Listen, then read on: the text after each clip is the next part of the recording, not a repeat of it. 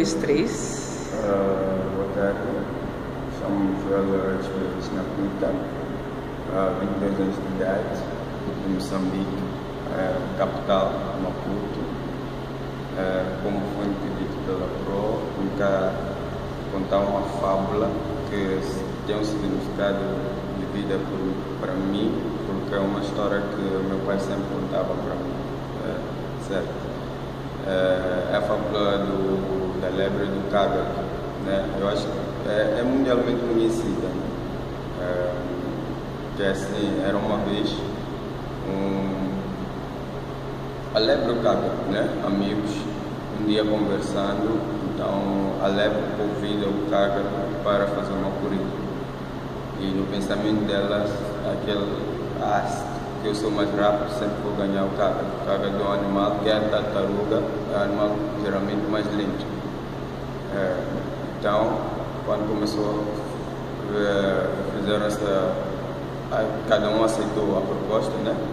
Então, no dia seguinte, marcaram a hora e foram correr.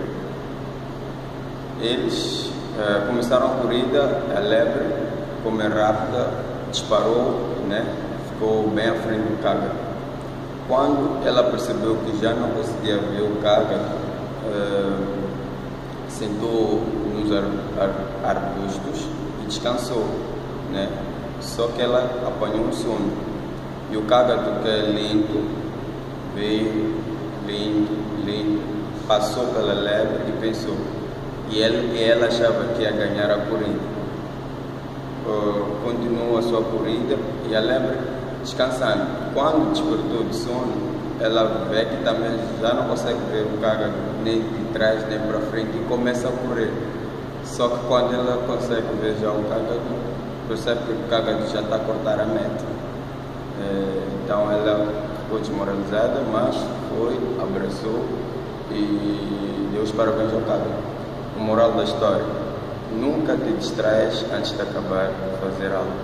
Ou seja, por mais flexível que tu sejas, por mais lento, concentre-te e faça o que tu tens que fazer.